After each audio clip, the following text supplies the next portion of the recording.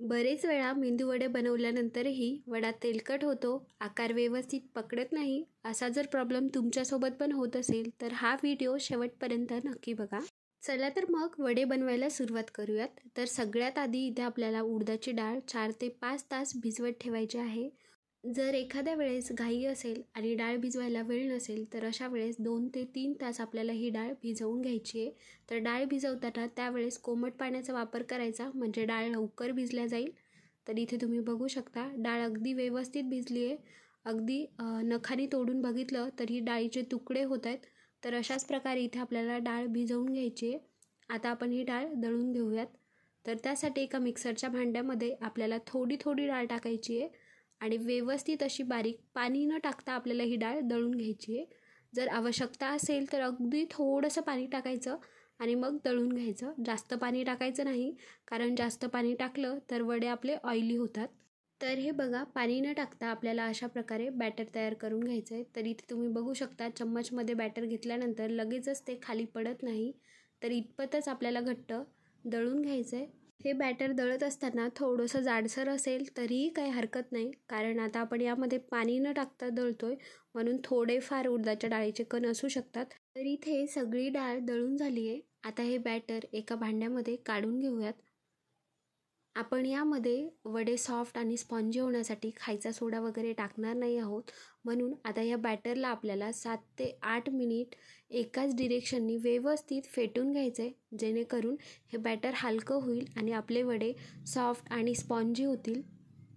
हे पीठ जसं जसं हलकं होत जातं तसं तसं याचा रंग थोडासा पांढरा होत जातो आणि थोडंसं हे बॅटर पातळ होतं. तर अशा वेळेस समजून जायचं की बॅटर व्यवस्थित हलकं फुलकं झालं आहे.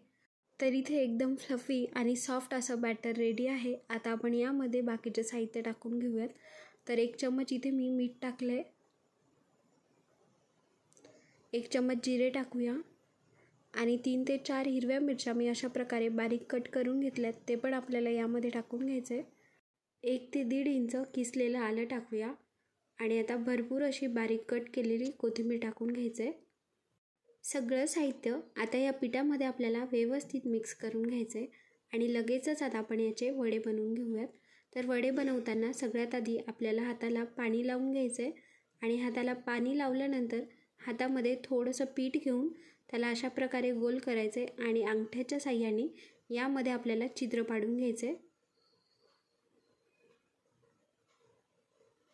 तर हे बघा, अजून एक वडा इथे मी करून दाखवते.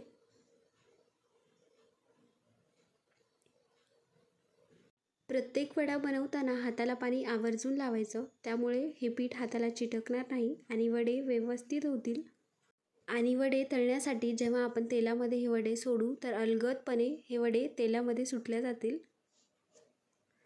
तर इकडे गॅसवर तेल गरम करायला ठेवायचे. तेल व्यवस्थित गरम होऊ द्यायचं आणि नंतर आपल्याला हे वडे अशा प्रकारे तेलामध्ये सोडून घ्यायचेत.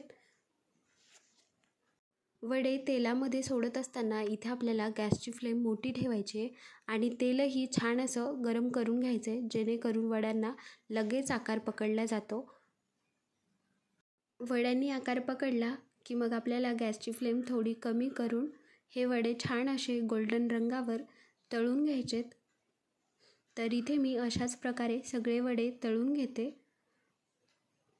तर हे बघा, तयार आहे तिथे आपले वरतून क्रिस्पी आणि आतून एकदम सॉफ्ट असे अजिबात तेलकट न होणारे मेंदू वडे. तर तुम्ही पण ही रेसिपी नक्की ट्राय करून बघा आणि चॅनलवर नवीन असाल तर चॅनलला नक्की सबस्क्राईब करा. Thank you for watching. बाय.